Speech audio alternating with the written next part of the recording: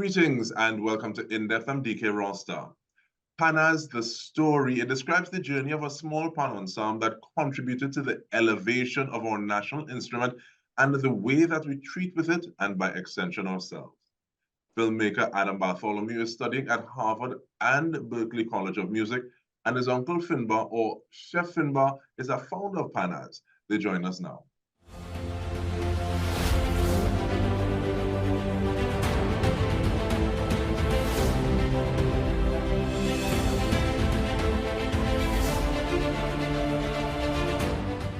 Gentlemen, I want to thank you very much. And let me start off with you, please, Adam, because we know that necessity is the mother of invention. But how different would this piece have looked if you had more time to get it done?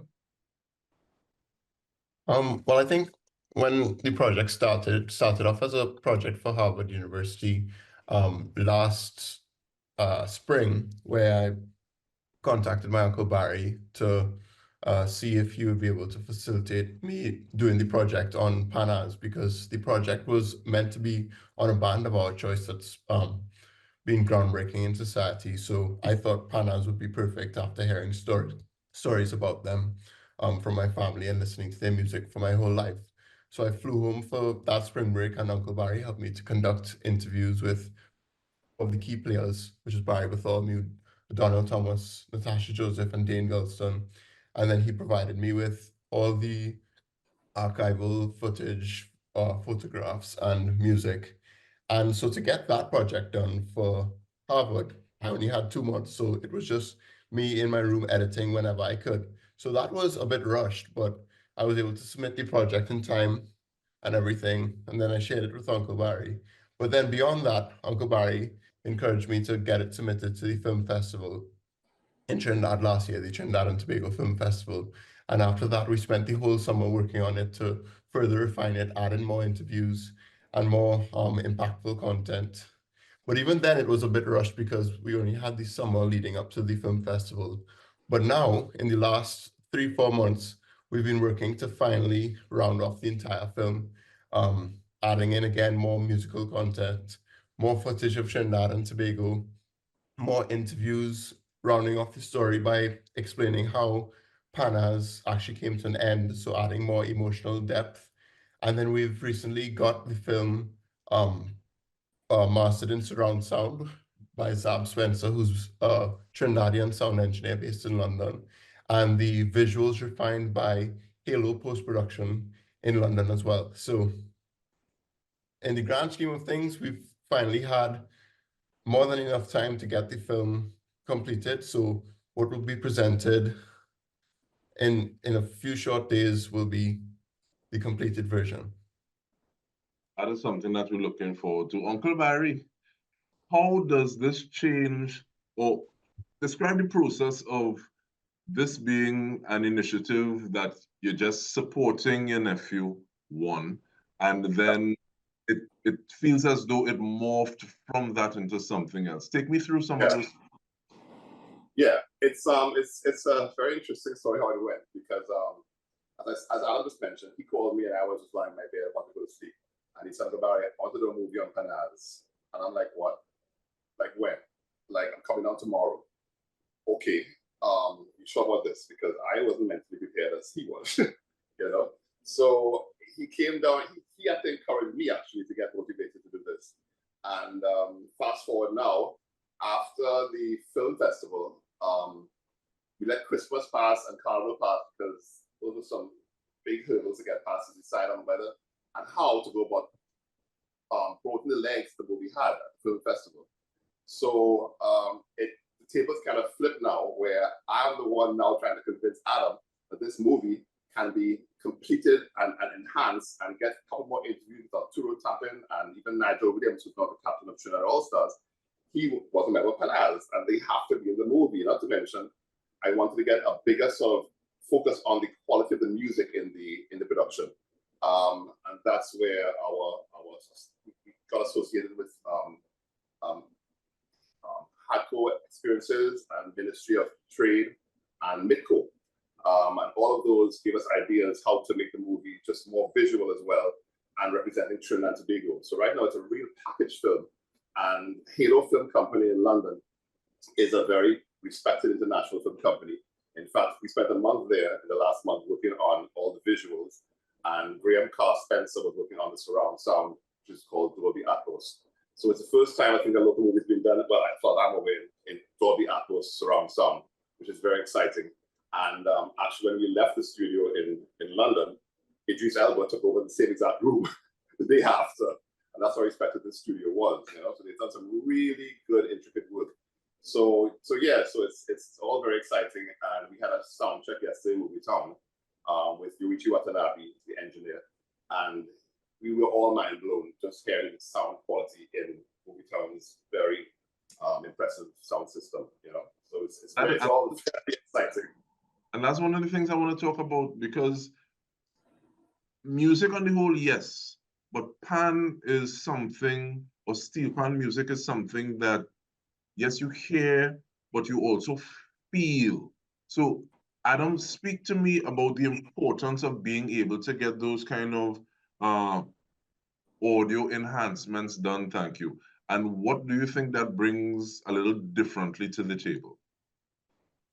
Yeah, well, one of the many things that's super special about Panazz is that they really put a big emphasis on making the best steel pan ensemble recordings of all time. And back then there was the Caribbean Sound Basin where that facilitated the recording of such quality recordings. So what actually forms the soundtrack of the film is Panazz's music.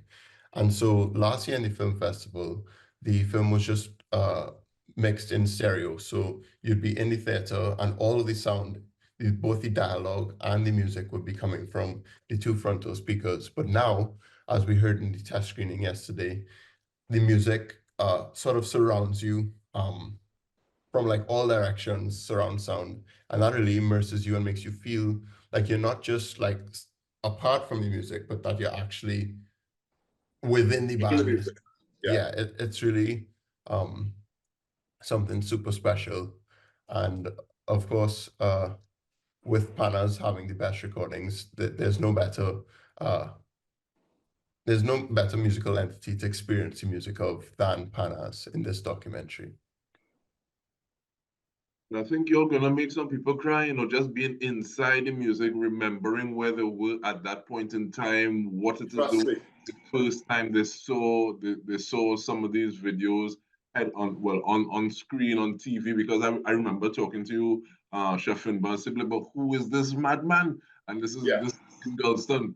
So even like what has been some of the feedback from members of the group? Because later on in the conversation, I want to ask about people who have actually seen screening in different iterations. But the members of the group, what has the process been like going through some of these things and recounting some of these experiences?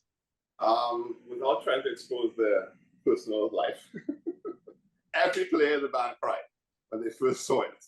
Every player admitted that they shed a tear. And that's because Panazz has been locked behind our heads for so many 2 decades.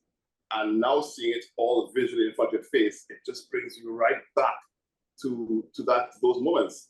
And it's that realization that made us realize there was no social media at the time. So therefore, most people who see the movie now can't even believe that we performed in Boston Symphony Hall 2 years back to back with sold out audiences and standing ovations galore. And I mean, that by itself is a film, you know what I'm saying? But that's just one part of the film. So there's so much information that Trinidad is now learning about Panazz besides our music. It's what we did overseas, you know? With that, we take a short break. We also take in a little bit of the performance. We are speaking with Chef Finbar, Barry Bartholomew, as well as Adam Bartholomew about Panazz, the story, experience the music, discover the legacy. We return after this.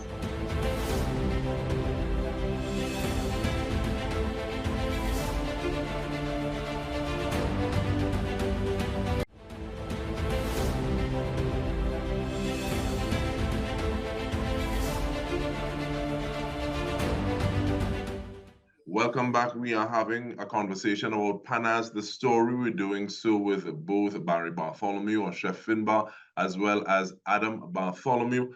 And one of the things I want to ask though, because you called out some dates and some times that you're out doing this, you're out doing that. It seems as though it's been a whirlwind. So Chef Finbar, what describe some of these stops along the way in terms of premiering or screening of the documentary? Thanks. Yeah, this is all happening so fast. As I said, the legs in the movie has just taken off this year. I just made some phone calls basically while I was here in Trinidad about a month ago. And in no time, we had Toronto on board, Washington on board, London on board, St. Lucia on board, Barbados on board, now Miami's on board. And they are all eager to get the movie and create some sort of event around it. And that's very exciting to see the reactions and the interest overseas.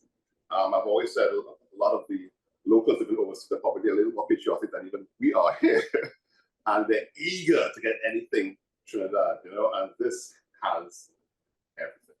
That's everything. And based on the reaction we had at Toronto screening last week, the response, the audience was so interactive with the movie in all the right places. It just hit them full on. And then of course we had nice captioning as well. And I think the whole package was more than they expected. So after the movie, there was just a clamor of people, everybody just to get a word in and photographs and whatnot. And yeah, I'm just spreading the word, and it has been quite fascinating to witness. If that answers the question. Talking about after the movie, Adam, someone described the film as the entire Trinbago story through the story of Panazz. How does that make you feel? Is it a heavy load? Is it a sacred responsibility? What goes through your mind when you hear something like that? Well, I just think that it's extremely validating because, of course, in the process of making the movie, it was pretty much just me and Uncle Barry, kind of on our own. And like we're putting so much thought into ensuring that the film conveys certain things and has a powerful message. And so we've paid so much attention to detail to make sure communicating things in that way. But of course, with any medium of communication, no matter how much effort you put into it, you never quite know if it's being received the way that you are intending for it to be communicated across. And so to hear finally, after all the work that we've put in Toronto, people sharing their heartfelt testimonies and sharing things that we intended to be communicated in such a clear way, like they really got it. I think, yeah, I think it's just validating to hear that all the work we've put into this film has actually paid off, and that indeed this film can be used as a vessel, not merely for promoting Pan and what this particular ensemble has been able to accomplish through Pan, but also through that kind of subtly telling the story of Trinidad and Tobago and our culture and history as a whole. I like that definition of likening the piece to a vessel. But I want to ask you, please, Chef Finbar, how timely is it that this story is being shared in this year when Pan has been made the national instrument, where we just would have recently celebrated World Steel Pan Day? And it seems that there's so many layers that are just coming together with this of timeliness. How does that strike you? It's amazing. The timing is just amazing. I don't think Adam was thinking about this, obviously, when he had the idea of his professors to do this task, that it would coincide with the national instrument being declared the national instrument finally in Trinidad and Tobago. But we're riding that wave, obviously, and it's brilliant for us as well. It's brilliant for Trinidad and Tobago to witness this movie at this particular time as well. It couldn't be more well timed, and that's also added to the excitement as well. I think we're portraying the instrument as best we can, and I think anybody going to the movie would be extremely proud. This movie has been a serious collaborative effort with myself and Adam, and I think from the visuals and everything you're going to see, you'll witness that it's it's his perspective and my perspective combined, and yeah, it's all quite amazing. Okay, but Mr. Adam, I have a question for you, and I wanted to ask it from since jump. It feels as though you're doing the most in terms of Harvard and Berkeley, and, these are spaces where you would have different levels of influence. So answer the person who is saying, okay, I want to do something, but I'm not sure that the spaces that I come from, the experiences that I've had locally are good enough.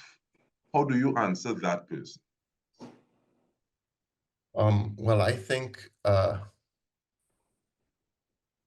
the spaces that you come from what make you special.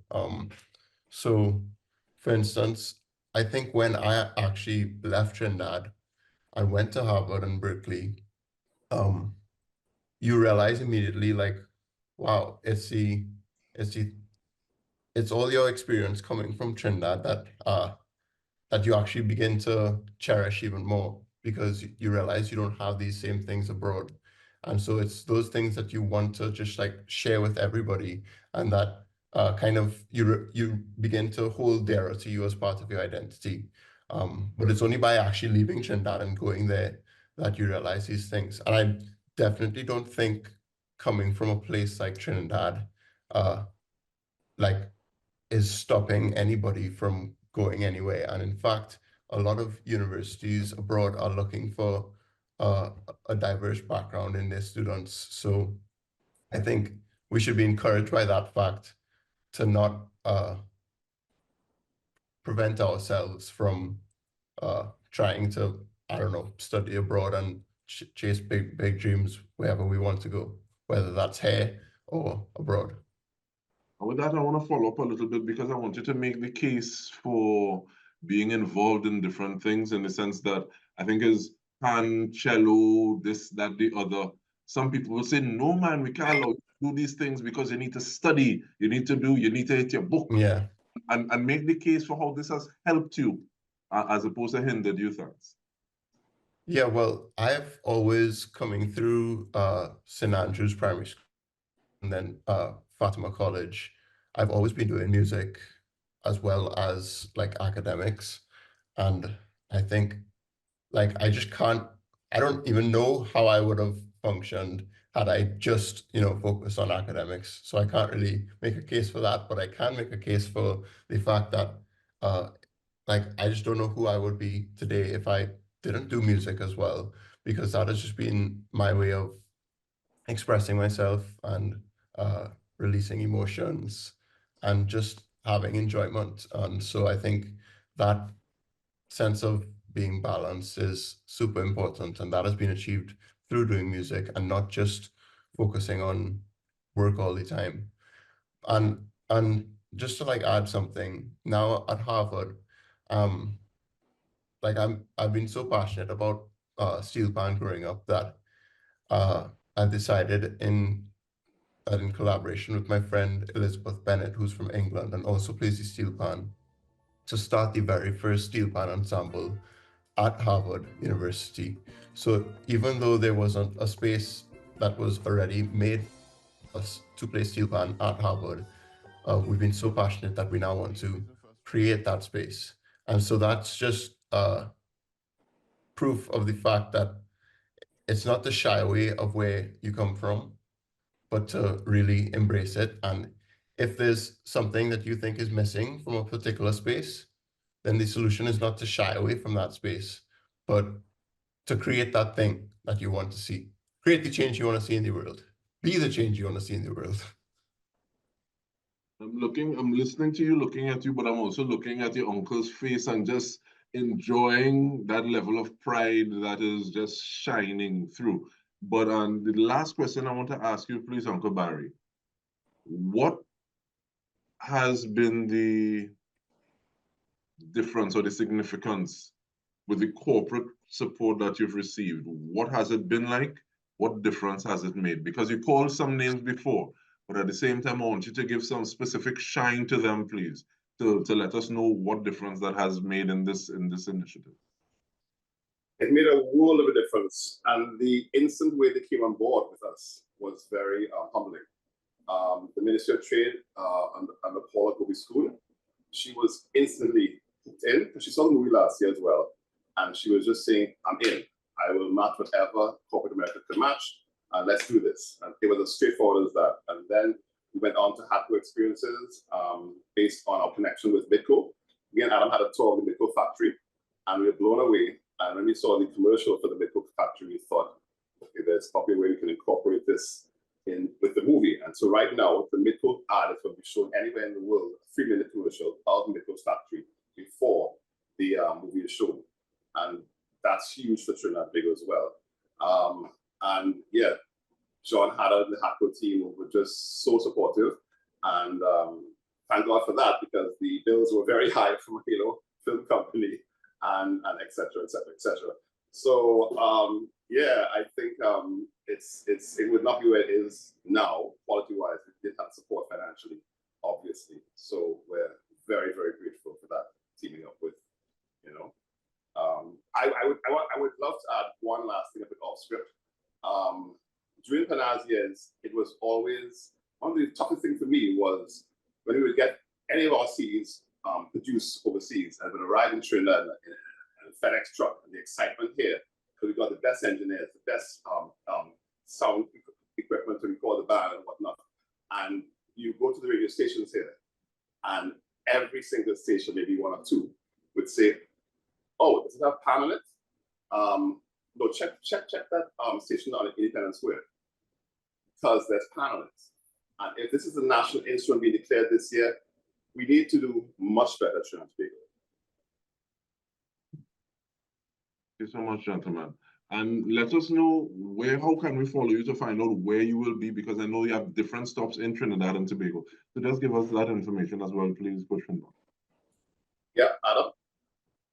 So our official social media, we're on Instagram at Panazz the Story, and Facebook at Panazz the Story as well. So you can follow us there and like us there to stay up to date on when future screenings will be. And we hope you all do that and can make it to the screenings, because we promise it will be a very moving and impactful experience for you.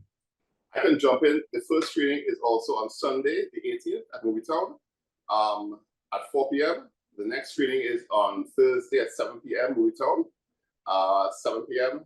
And we're looking to have a screening on Sunday following that in San Fernando, and Thursday following that in Tobago. So it's all in the works. So there's Sunday, Thursday, Sunday, Thursday. So yeah, it's going to be a nice spell of the movie.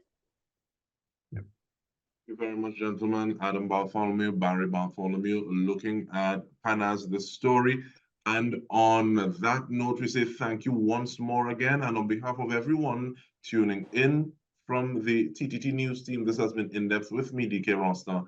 Thank you so much for joining us.